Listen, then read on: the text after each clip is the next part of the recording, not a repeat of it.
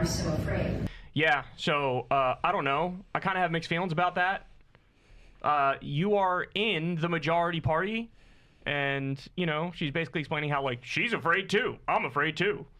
And it's like, we kind of need you to be one of the people that steps the fuck up right now. So apparently in the first term, she voted with Trump over 70% of the time, right? And she always, I'm concerned, but then she usually votes with them. Right. Right? Like, I don't have the exact numbers in front of me, but I'm sure when it comes to Trump's picks, she was, like, through the roof voting in favor of them. Right. And now these are the stormtroopers enacting fascism right in front of our eyes. Yeah. And I mean, listen, I haven't followed every word she said. I haven't seen her say anything about the mass project of disappearing people into a foreign gulag in El Salvador. You know, seems like something you might want to raise your voice about, kind of an important one right there. So I had the same reaction you did of like, it's refreshing in a sense to hear her honestly give her reaction there of like, I'm afraid too, and the retaliation is real, and you know, it's scary times and it shouldn't be that way. And of course we know that is the case. We see the retaliation, and we're going to talk later about Harvard. We see the media, we see these law firms, we see the way that they're going after the entire state of Maine, and also we've seen the way that Republicans specifically, like the Liz Cheneys of the world, who've stood up against Trump and broken from him. I mean, they become targets. They become villains. And I'm sure that they feel that their safety is at risk and everything else. So, you know, it's nice to hear her acknowledge that. But then it's like, okay, but what are you going to do? Where is that voice? You say that they sent you there to have that voice. And of all the Republicans in the House or the Senate, she is the one that has the most political independence, because they tried to take her. She was able to win a write-in campaign previously. They tried to take her out. She was able to succeed. Alaska has a little bit different politically, et cetera. So she can claim the most sort of like political separation and mandate separate apart from just being part of the party of Trump or just being a Republican. She has the most room to operate. But, you know, if she's going to be part of standing up against the lawlessness, authoritarianism, and fascism, I haven't really seen that yet. But this is what the fascists rely on, right? The implicit threats. That's right. The like, hey, maybe I'll turn my mob on you or whatever. Yeah, it's the obeying in advance. That's what it is. But if we all stay together, there's nothing they could do. You know what I'm saying?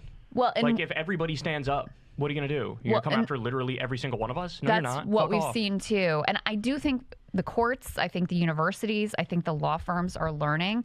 Like if you, like Columbia University, they're like, all right, we'll go along with what you want. We're going to follow your, you know, we're going to do your thing that you asked us to do. And then that's not enough. Now we're going to take over your Middle Eastern Studies department. That's not enough. Now we're going to put you under a consent decree. Like it's never enough. If you give an inch to fascists, they're just going to continue to push, continue to push, continue to push. The only answer is a solidarity and a standing up to them. And yeah, we haven't seen that from any of the Republicans. Yeah, this time ironically, around. the only thing they respect is strength. Yeah. This is why Trump, he That's looks the at only other chance you have. authoritarian leaders. He looks at other authoritarian leaders and he's like, oh, those guys are impressive. Those guys are interesting. I like those guys. And that's why you see him like cowering in the face of China now when China's like, get on your knees and beg. You started the trade war. Get on your knees and beg. We're not changing anything. We're going to escalate too. You need to fix it, right? So that's effectively, you need to do the same thing domestically. These guys got to hit a fucking brick wall. Yeah. If they don't hit a brick wall, I mean, they're going to keep going. They're going to keep going until someone stops them. That's right. And to that point, so Axios has this thing.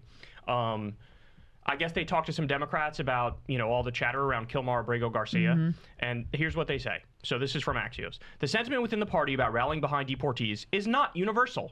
Oh, my God. The second House Democrat who spoke anonymously, a centrist, called the deportation issue a soup du jour, arguing Trump is setting a trap for the Democrats, and like usual, we're falling for it. Oh, my God. Quote, rather than talking about the tariff policy and the economy, the thing where his numbers are tanking, we're going to take the bait for one hairdresser, they said, likely referring to Andre Hernandez Romero. So, first of all, literally wrong on the polling merits. Like, this is not remotely popular. Right. Defying a court order. This person is totally innocent. And, of course, the polls show deporting innocent people is fucking in the toilets, of course. But even if that wasn't the case, can you imagine the degree of, like, political pundit brain rot you have to have in order to make a point? Deporting totally innocent people who did nothing wrong to a slave labor gulag that might be a death camp and saying you never get out under any circumstances. And by the way, 75 to 90% of the people who are there are totally innocent, according to all the report. Looking at that and going, well, I've done my political calculations and I've come to the conclusion this is not the most effective issue for us. What the fuck? You have no morality. Just like Chris Cillizza. Tell everybody what Chris Cillizza said. That was fucking insane. Yeah. He says, let me make the case for why Democrats should not keep talking so much about Kilmar Abrego Garcia. Stick with me here. The Dow Jones dropped almost 700 points. The NASDAQ dropped. The head of the Federal Reserve said inflation was likely to go up. Did you hear about that? Any of it? Probably not, because the lead story on every homepage and every hour of cable TV was Garcia.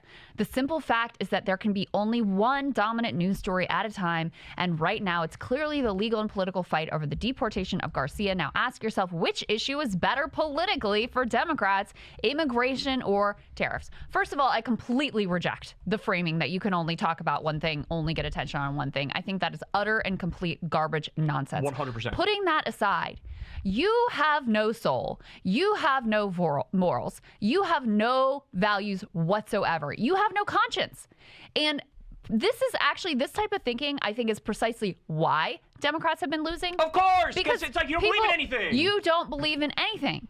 And this is, you know, even if it was just, quote unquote, just about this one innocent man being locked in a torture dungeon for life, people should fight. People should be upset. But this is not just about one man. This is about all of us. That's right. That could be you, Chris Cillizza, you dumb bitch. This is about this administration's ability to kidnap whoever they want and lock them in a dungeon forever with no due process whatsoever.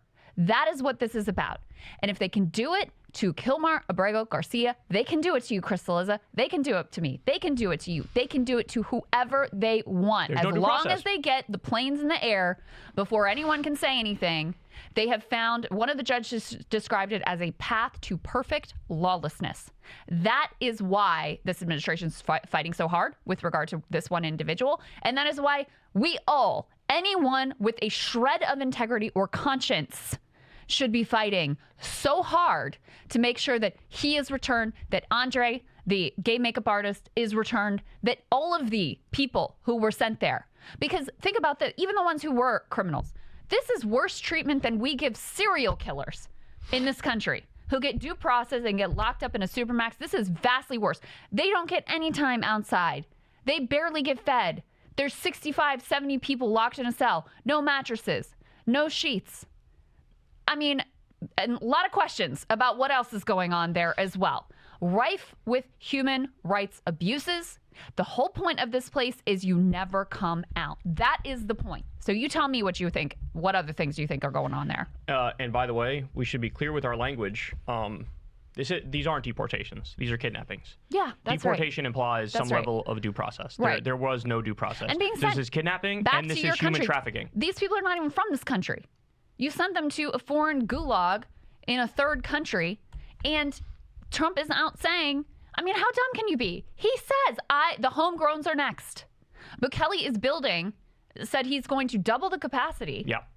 And that it's up to the U.S. to fill it. That's what he said. But Chris Cillizza thing, it's only going to be the bad ones, so I'm okay with that. It's only the bad ones. You're right, because, you know, Because that's what we've seen. Yeah, and like you trust the judgment of this administration to determine who's bad and who's not. One more point. So first of all, Chris Cillizza, you're a fucking monster. You're a disgusting human being. Second of all, this argument that he's making reminds me of the type of person who would criticize the logistics on the Trail of Tears or the logistics on the train to Auschwitz. Mm-hmm. It's like, it looks like the train broke down and there was a problem with the wheel. You're executing this so stupidly. I mean, it makes more sense if it's actually efficient, right?